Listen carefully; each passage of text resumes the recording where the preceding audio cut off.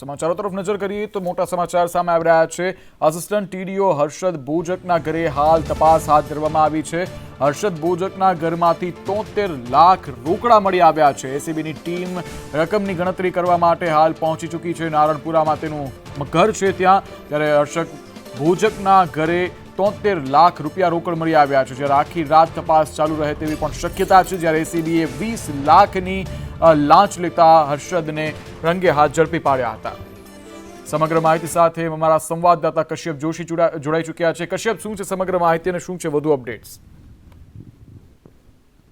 કેસમાં હર્ષદ બોજક જે છે તેને એસીબી દ્વારા રંગે હાથ ઝડપી લેવામાં આવ્યા હતા અને ત્યારબાદ તેના ઘરે સર્ચ ઓપરેશન છે તે હાથ ધરવામાં આવ્યું હતું। સર્ચ ઓપરેશન દરમિયાન તેના ઘરેથી 73 લાખ રૂપિયા રોકડ જે છે તે મળી આવ્યું છે અને 4 લાખ રૂપિયાના દાગીના છે તે પણ પોલીસને મળી આવ્યા છે। મહત્વનું છે કે પૈસા ગણવા માટે થઈ અને એસીબીને મશીન લાવવાની ફરજ પડી હતી અને આટલી મોટી સંખ્યામાં રોકડ જે છે તે તેના ઘરેથી મળી આવી છે અને હજી પણ ઝડપીની કાર્યવાહી છે તે હાલ કરવામાં આવી રહી છે। મહત્વનું છે કે લાંચ જે છે તે 50 લાખ રૂપિયા માંગવામાં આવી હતી અને 20 લાખ રૂપિયા લાંચની રોકડ રકમ જે છે તે તેના દ્વારા અને તેનો એક મળતિયો માણસ છે તેના દ્વારા સ્વીકારવામાં આવી અને એ દરમિયાન એસીબીના છટકામાં આ બંને આરોપીઓ છે તે આવી ગયા હતા અને ત્યારબાદ એસીબી દ્વારા તેના ઘરે આ ઝડપીની કાર્યવાહી છે તે કરવામાં આવી છે અને હાલ એસીબીની ટીમ છે તે તેના ઘરે હાજર છે અને કાયદેસર કાર્યવાહી અત્યારે ચાલી રહી છે। જી કશ્યપ, સવાલ એ છે કે લાંચ આપનાર વ્યક્તિ કોણ હતું અને શા માટે આ લાંચ લેવામાં આવી રહી હતી તે બાબતે કોઈ ખુલાસો થયો છે હજુ?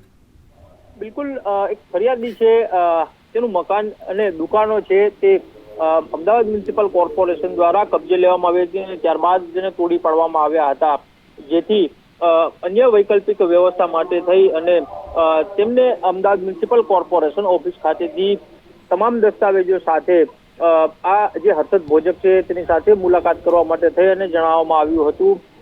ત્યારબાદ આ જે હર્ષદ બોજક છે તેની સાથે જે ફરિયાદી છે તે મુલાકાત માટે ગયા હતા અને વૈકલ્પિક વ્યવસ્થાના નામે તેમની પાસેથી 50 લાખ રૂપિયાની લાંચ જે તે માંગવામાં આવી હતી। આ 50 લાખ રૂપિયાની લાંચ જે છે તે આપવા માંગતા નહોતા અને તેના કારણે તેણે એસીબીનો સંપર્ક કર્યો હતો અને ત્યારબાદ એસીપી દ્વારા છટકું ગોઠવવામાં આવ્યું હતું અને આજે આશિષ પટેલ નામનો વ્યક્તિ છે કે જે હર્ષદ બોજકનો મળતિયો છે અને તેના દ્વારા હર્ષદ બોજકનો સંપર્ક કરવામાં આવ્યો હતો અને બંને દ્વારા 20 લાખ રૂપિયા રોકડ રકમ જે છે તે સ્વીકારવામાં આવી હતી અને ત્યારબાદ એસીબી દ્વારા છટકું ગોઠવવામાં આવ્યું હતું અને આ કાર્યવાહી કરાઈ છે।